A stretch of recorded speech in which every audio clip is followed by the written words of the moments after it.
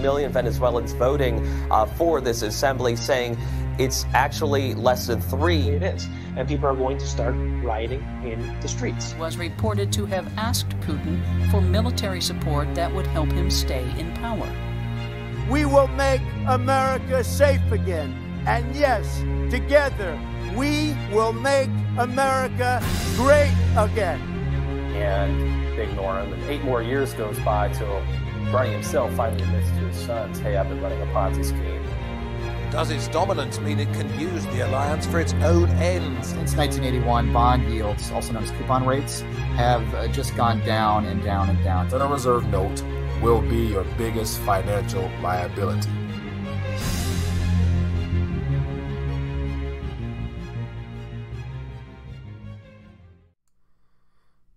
RTD Live Talk, Wednesday. 2 nights in a row. We're back at it. I figured I would call this Late Nights with Mike.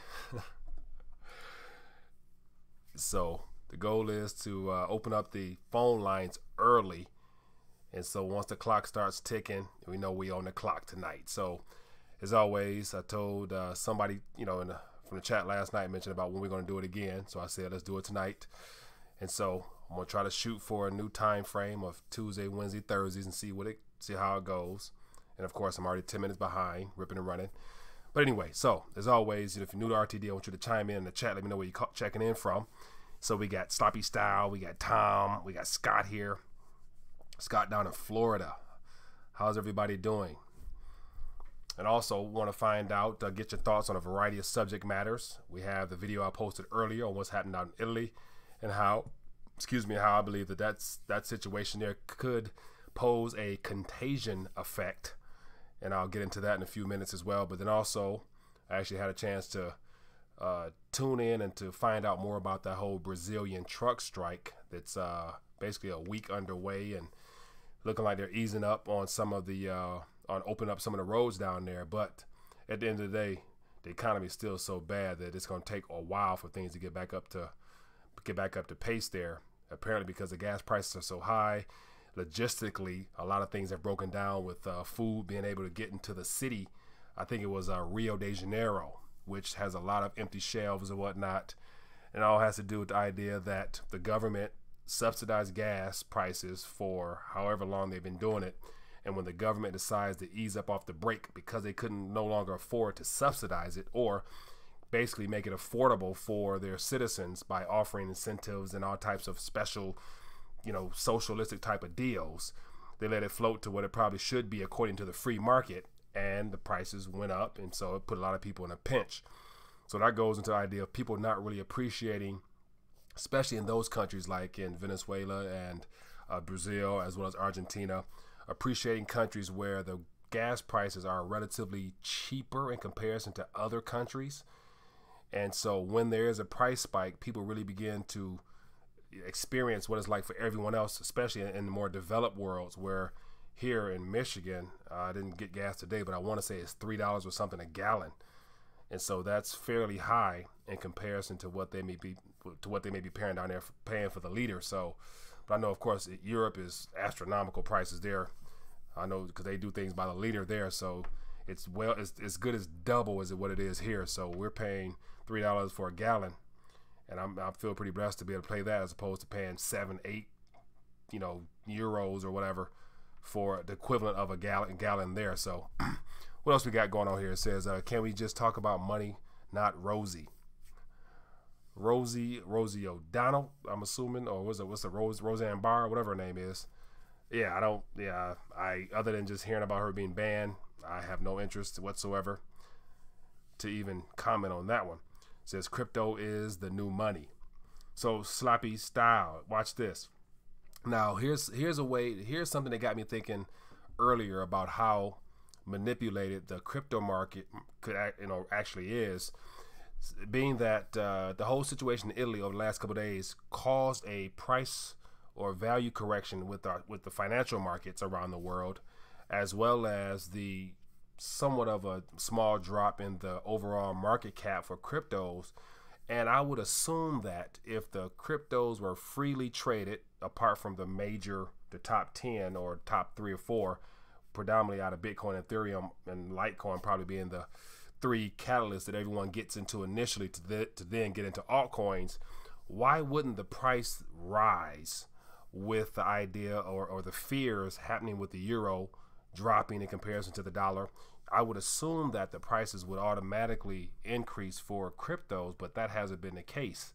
And so that got me to thinking about what are some possible scenarios as to why that's not the case. And then it really made me think about the idea that I'm pretty confident that the central banks, and predominantly led by the Federal Reserve Bank, probably has a nice hand in on the crypto market to where they themselves, to make sure that there's no inkling of confidence in any of these alternative assets outside of the mainstream typical financial markets. They don't want people to have confidence in anything. So if it was to be an all green day for the cryptos, people would recognize that. Mainstream news may comment about that, and then people might say, hey, look, the euro's dropping against the dollar because of what's happening in Italy and what might happen with all the ECB talk and negotiations. So let's just get out of these euros and get into cryptos. So to prevent that, I believe, and this is just my opinion, I would love to hear somebody's thoughts in the chat or call in, feel free to do so, but I believe that the central banking regime is probably heavily invested in cryptos because simply they can just run off $1 billion or so off the printing press or just at a computer and just flood it into one of the crypto exchanges to purchase a lot or purchase it sporadically throughout all exchanges around the world so it doesn't cause a major price increase. But then when things are not in their favor in the conventional markets, they can then dump all the alternative altcoins and things of that nature as well, just to make sure the prices doesn't rise as well, to make sure that people don't really have confidence in going in that direction either. So that was what I was thinking about earlier as to how the central banks are probably into the crypto sector already. So, but I would love to hear your thoughts on that. Could be off the cuff with it, but I think that could be a reliable or reasonable explanation there. So we have Veteran Stacker from Alabama. Welcome, my friend. Tone B, welcome. Says, why does cryptos go down when the stock market? Shouldn't it do the opposite? Stop your style.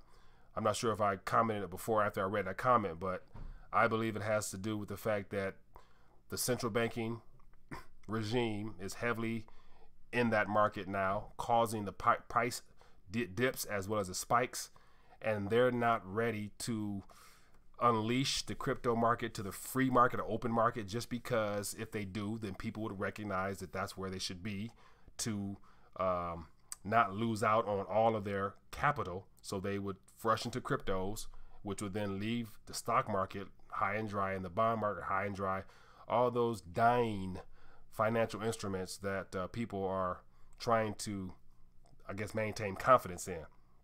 Scott Robinson, Ohio here. What's up, my friend? We have Phoenix World News.com. Welcome. And so we have Scott Robinson says, run from the dollar, only keep your bill money in the bank. All the rest is silver. Scott Robinson, I second that emotion, or that thought rather. Veteran Stacker says, that's what we do here, Scott Robinson. Yeah, man. So that's the thing, like alternative allocations. And so, of course, this is not a financial show, whatever. This is just RTD Live Talk, a voice for the people. But I like to share my opinion on a lot of matters. And I presented a what was it? It was the alternative allocation portfolio question months and months ago about just the 3 areas of how people would break it down. You know, if you had $1,000, how would you allocate those funds given the circumstances we're in now, where at any minute now, because of events happening in Italy or in Greece or here domestically, or you know what's happening with our banking sector, what's happening. That's the thing. I probably tomorrow I'm going to do a video and just highlight every area that I'm aware of that could be a financial or globally systemic hotspot. That's what I'm gonna call it. I'm gonna look for globally systemic hotspots where at any minute it can be the tip of a domino that can lead to some type of market correction or type of reset or whatever people want to tend to call it. It says going to cryptos, just need to learn how. I have no clue how. Scott Robinson, yeah, I would recommend that you just YouTube, and then in your YouTube search, use the filters to then weed out all of the newbies into the crypto sector and go straight to those vets that have been here, probably in the space for a while. Because if you haven't noticed now, and this is for everybody probably paying attention, that it doesn't take much now to be a crypto expert in this regards to social media because of the mainstream media attention. So if you just put crypto in front of your name or behind your name, then you can probably have 100,000 subscribers and just get into the cryptos, yesterday type of thing. So, if I name the show RTD Crypto, I'm sure I probably have, a lot more followers, but because it's Rethinking the Dollar, it's not time yet, but I'm patient. And so I would recommend that you go type in just how to invest, how to learn, just how to whatever with crypto. Filter out, go to the person with the most views typically, or the longest duration of video, and you'll get a chance to see some people that's been in this sector 3, 4, 5, 6 years that can give you a decent perspective. But of course, do it all at your own do it all at your own risk, because it comes with a lot of risk. Because, and this is what I've learned for a lot of people, and this is how a lot of people get shook out of this industry or sector in regards to cryptos as well as metals, because they haven't been in it long enough to withstand the tests and trials that come along with manipulation in our monetary system. So if you just got into crypto, say a year ago, you probably got in on high end or near the high end. You went up to the top, you saw the gains, you got excited, and then it dropped. And when it dropped, your gut dropped, everything dropped, and you felt like, man, I lost it all. See, the problem is you probably put too much in, or just not seasoned enough to appreciate the alternatives in that sector as well as with metals. And so when people talking about, when is the price of metal going to go up? Who the hell cares? Like, why would you care what the price is now? Just only know and feel confident that in the end, in the long run, your silver ounce or silver round, it can't go to zero. But a Federal Reserve note and a European euro can, and a Venezuelan bolivar will, and an Argentinian peso is, and all the other countries to follow suit. All those fiat currencies will return to their intrinsic value. So if you believe that, then it shouldn't be no problem with holding on to a silver round that you might lose in nominal terms a couple dollars on. It's about how much weight do you have at the end of the day. So basically, one of my mottos is get your weight up. So Martin Bro, we says allocation, we got 40% silver, 40% Ripple, really 20% cash. Ripple. Yeah, man, Ripple. Ripple. Yeah, I Ripple, after hearing a variety of perspectives on Ripple, knowing that it will increase in dollar value just because it is labeled the banker's coin. So it's good to say that they're going to make sure they do their best to make sure that coin is around for a while. But I remember Ripple back when it was like 2013, 14, and it was like 0.0001 of a cent, and I was sitting on a large amount of them, and not really, doing much homework on Ripple. I just bought it because it was cheap, and since then, of course, I blew them all, lost them all, forgot more wallet addresses, and a lot of those websites that were set up to store your Ripples on at the time, because there was no wallet for it, out of business now. So I done lost more Ripple than I can remember. So a question that says, Europe completely dumping the dollar. How will the U.S. respond to this? Will they cause a regime change to all those countries? Oh man, that was a very good question. And hold that thought. Let me get back with you after this caller right here. Hello, caller. What's your name? Where you calling from? My name is Gerald. I'm calling you from Alberta, Canada. How you doing, brother? I'm doing excellent, Gerald. Thanks for calling in from Canada. What's happening in your neck of the woods? Well, in our neck of the woods, we realized and know that there was a guy, a prime minister by the name of Jerry. But by the way, I'm from Louisiana, so okay. I escaped the madness down there to get up here. Okay. And there was a guy by the name of Elliott. He was a prime minister, and he said that Canada really doesn't need to be part of the IMF, which is International Monetary Fund, right? Because they can print their own money, they have their own resources. Mm-hmm. So what I want to say is basically me being a 61-year-old man, I seen things that were different. I saw where the money had a value, and then I saw where the money as we tried to build, the money got debased and they took it. And the thing is that, you know, I appreciate your show because out of all the shows, this show talks about what's really going on. This is why I'm always listening to you, and I'm always watching the fact that you got different financial advisors on, and they speaking of it. Right. This scared the living hell out of the American government because they didn't think we were ever going to wake up. They didn't think this. Right. Very true. America has been bankrupt since 1933, so this fiat confetti monopoly money is worthless. So the one thing I can tell you is that, and I never forget this, and I tell my friend that wants to call in your show, is he's in Atlanta. I can remember when Idi Amin's regime fell. The one thing I saw was this brother who had a grocery basket full of paper money. I cannot erase that out of my mind. Why does that stick in my mind? Only for me to be maybe 40 or 50 years later, I'm about to see the same thing. Yeah. America's in trouble because they know now we don't want the fiat money. And they don't want the Federal Reserve to get audited. So it's going down. And I myself, I messed up when I was dealing with this child support crap that's trying to rob me blind. Bitcoin was in my face 10 years ago. Yeah. I know two stories of Bitcoin where one got cashed out at 62 million, and the other guy that was from Nova Scotia, as I was telling the story, guy said he knew a guy who was a miner cashed out at 50 million. He got his child, he got his wife, and he got ghost. They don't want us regular people to be comfortable. Right. They need slaves to keep pushing their agenda so they can kill us with high interest loans on houses and this and that. And I'm gonna let you go, but I'm gonna say this. There's all of a sudden here in Calgary, Alberta, a big influx of Asian people. I see what they're doing. They found them a new sucker. So they're gonna drop all of this on them. Yeah. I see it all day.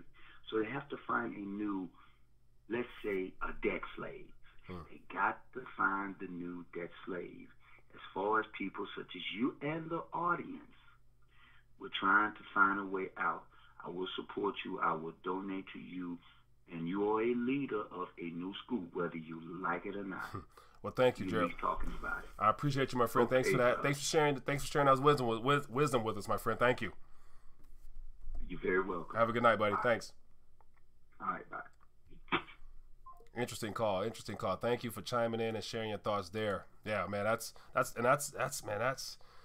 real talk right there. Like, you know, a gentleman is willing to call in, share his experiences and whatnot, and of course, you know, the whole child support situation. That's an entrapment in and of itself that hurts the African American community majorly. You know, so I know a lot of people caught up in that stuff, man. But anyway, so yeah, that's just what's happening. And so I was actually. Thank you for calling in and sharing your thoughts as well. You know, you see the number, call me. If you have something else you want to share, I'm open and hearing and wanting to hear and connect. So what else? I was finishing up on a thought. And I was actually, because of him calling in, I came up with the idea of awakening. And if people really, you know, the internet is a part of this revolution that's allowing people to be able to voice their opinions and to connect with people from all over the world. And so it's just a matter of time before the group, if it gets too big, that's when it becomes a threat, or it becomes recognizable by, you know, the controlling powers, like, you know, the YouTube, the Googles. They'll notice that if too many people are watching a show called Rethinking the Dollar, then something's wrong there. And that's when, you know, there's need for alternative locations and whatnot. And so as sitting out, I'm thinking about it, a viewer emailed me on Facebook and mentioned that she hasn't been receiving any of my posts whatsoever, and she clicked the notification button. And so she said that her, as my channel, as well as a couple other channels that she follow, she hasn't been receiving any notifications. And so clearly there's a monitoring / overseeing / regulating of what they allow to be seen through this medium of exchange here. So I was telling her that I'm working on ways of being able to bypass the need for people to actually have the notification tab, because if you're not able to see the videos or know when I'm going live, then it defeats the point in having a notification button. So I'm going to work on that and present an opportunity. It's going to be a text messaging feature. Hello, caller. What's your name? Where you calling from? Yeah, this is Pat from Central Indiana. Pat from Central Indiana. How you doing, buddy? Hey, not too bad. I love your show. Thank you, sir. But there's one thing that I think that needs to be clarified when getting into precious metals. Okay, go ahead. And that is that nobody's an expert on price. So therefore, if you go in slow over time, you'll be able to cost average in at closer to whatever the price is. Mm-hmm. Very true. So dollar price average, correct? That's very true. Thanks for mentioning that angle there. Yeah, definitely.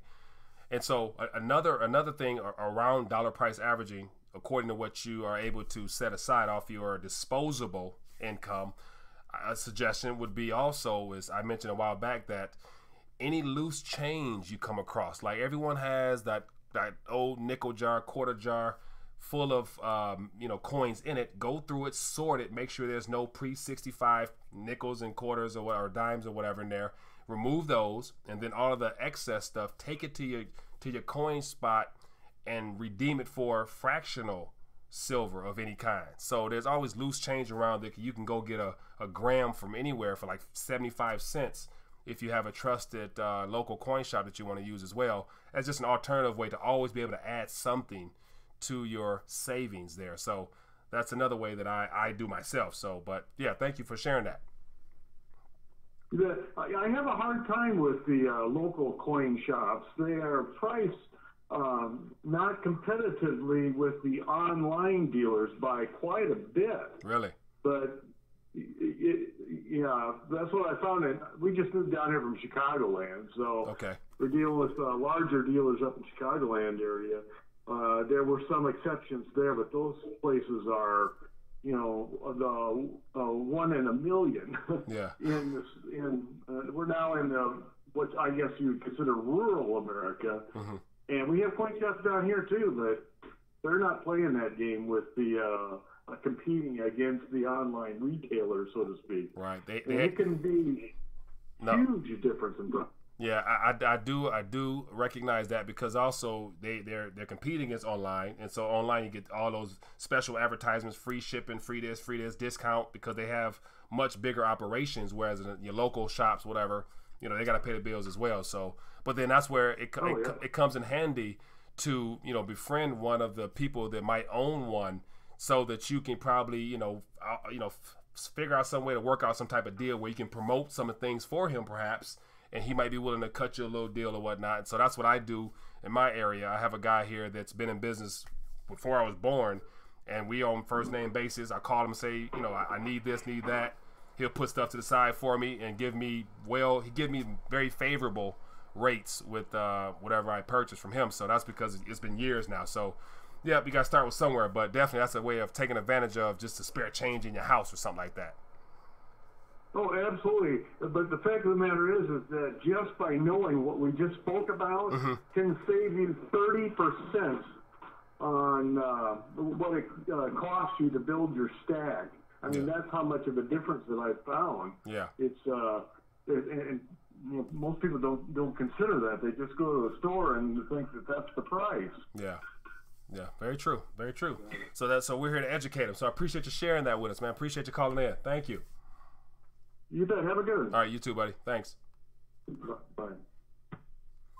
Interesting. Very interesting there. Very interesting there. Very good talk, man. I'm enjoying the conversation. It says, Dad is honey to bankers. Sorry I've been missing these. Tony, it's all good, my friend. You're here now. Welcome. We have started stacking since 1970, taking our old silver out of circulation, holding still. Yeah, man. I'm somewhat of a millennial baby.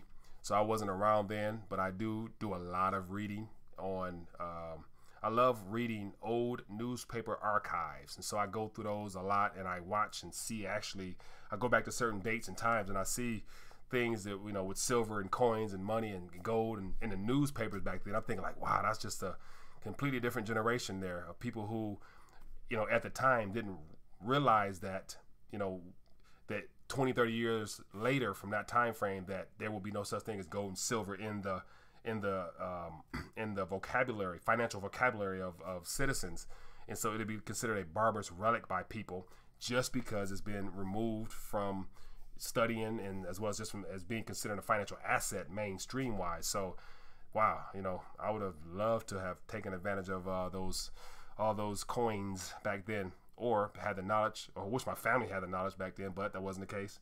It says think of stacking in pounds of gold and tons of silver. Pounds of gold and tons of silver. That's a lot of weight there. Tom, I'd rather say just tell people, you know, get your weight up. The heavier you are, the heavier you are, the less likely you'll be blown away when this monetary storm comes. How about that one? I just came up with that off the cuff. It says it takes a little time. It says, what do you think about 5504 bringing back the gold standard? My thought is there's going to go into some middle of the night just like they did in 1913. That HR 5404 by the senator from West Virginia. I think it was a good attempt for him to position himself in favor of, you know, running for a major office down the line, probably getting Trump's, you know, side pocket, getting his corner, show that he's a gold sound money man. But of course, I don't think that bill would get much play, just because if it becomes a mainstream topic, then that means that the world and the mainstream media will have to recognize that gold and silver, or predominantly gold in this case here, is a monetary metal. And as of now, it's a commodity, according to everything you'll be told outside of this channel here. But yet, as a monetary metal, then people will say, okay, if it's a monetary metal, how come we haven't heard about this before? Then it'll cause a lot of people to become curious as to why they don't have any and why no one knows about it as far as the younger generation. So the goal is to make sure that the millennials, Generation X, Generation Z know nothing about monetary metals and just be content with the new adoption of cryptos. They need the younger generation to believe in the cryptos, because that later on, after side effects of, or the consequences of everything when it implodes, will be the introduction of cryptos, and the younger generation will be used to it and willing to adopt it, I believe. What about my question, Mike? Philman to Wold. Let me see, what question was that? Go back up. It says, question, is Europe completely dumping the dollar? Okay, that's what the last question was. Thanks for reminding me. Is Europe completely dumping the dollar? How will the U.S. respond to this? Will they cause a regime change to all of those countries? No, there's no way, this is my opinion, there's no way that we can impose, we won't impose a regime change, because there's too many countries there that are independent of each other as far as their own problems. And so they are dealing with their own issues there. So they wouldn't really all dump the dollar, because of the whole threat of sanctions, as well as all the headache that we would try to impose on them when it comes to just regular international trade. So an option would be, as I've recorded in a video a while back, that the EU nations will look to develop their own international payment system, where they themselves, all, was it 20-something nations, or how many of nations is in the EU, would all be under the same block, so that they can avoid any type of threat of sanctions, because they can use their own payment method. Or, in a video I did as well, mentioned about Russia and the EU, you know, the finance minister of Russia said basically that if you take a stance against the U.S. and refute all of this sanction action happening against Iran and all the other places, then we'll partner with you, and we can work on some type of international trade together using our own currencies. So with that being the case, that is considered a threat to us, because they're saying that either get a backbone or you're going to get sanctions. So I'd imagine that those countries are probably going to start getting a little tough, or taking a stance in opposition to all the things that we're trying to impose on them. So I don't see them dumping a dollar, because they can't afford to dump the dollar now, because most of those countries are in so much of a wreck, of a train wreck there. They need to still be linked to us in one way or another. So that's my opinion. It says, if 54 passed, the U.S. would have to pay back its $200 trillion back. Tony, yeah, man, if it passed, but yet as of now, that bill, that 5404, is sitting on somebody's desk at the bottom of the pile. So I wouldn't be too confident in that boy being passed, because apart from it being mentioned a couple months ago, I'm gonna Google HR 5404 now and see if anything pops up in the news that might be mainstream. And so it says that the last thing that popped up out of 2,100 results from Google was on April 6th from Forbes magazine. And so one before that was the New American, April 5th. So it's been over a month, and it's good to say head into the summer, we won't see much about HR 5404. So that lets me know as time goes by, it becomes less of a conversation topic, and it definitely won't be discussed in Washington, D.C. with all the chaos they're going through with it, with elections and stuff coming up. So we'll see. Says you can always start small, start stacking pre-81 pennies. Definitely. Type of gold to buy at numismatic coins versus bullion. Pad, good question. I was having a conversation with someone the other day about numismatics, and apart from the collector's value, you know, you have to know the collector's value of a numismatic coin, just because I'm not familiar with it, but other than just the idea that you have to pay a hefty premium with the idea of it being a collector's item, that someone will be willing to pay you that additional spread on a coin that may have a flaw, may be unique in some way or another, maybe certified or stamped here and there. At the end of, you know, if it comes down to being able to, or having, or needing something to spend and to use for your life, you're not gonna care if it's a numismatic coin or if it's just a generic round, because you're gonna want it to be able to purchase something with it or exchange for it, and you'll be hurt probably if you spent $100 for a silver eagle that's whatever you numismatic about it, and then, you know, it's only worth $20 in actual metal. So that's $80 you're going to lose out. So that $80 could have bought you 4 more coins that you could sit on. So it's all about basically having, you know, a savings of physical weight, regardless of all the specifications and the qualifications and the certifications of approvals. You know, I don't you know, even think about that stuff myself, just because I'm not really into that. But that's by personal choice, because I'm not familiar with it. So there's people out here who probably love them. You know, you're probably knowledgeable in that area, so I can understand that. It says, question: the government keeps saying U.S. is $21 trillion in debt, and that is a lie. The U.S. is more in debt than that. Very true. The U.S. is a lot, is that, because that's just 21 of public debt that they say that we owe ourselves, because it's all stuff that's geared towards what is it, the stuff that's in the Treasury and somewhere else. But to give you an idea of actually what we owe and where those funds will come from, let me just pull this up here so that you can see what I see. And so here we have the debt clock here. So it lists some expenditures. And so let me move me if I can. 1 second. Webcam. All right. Nope. Webcam.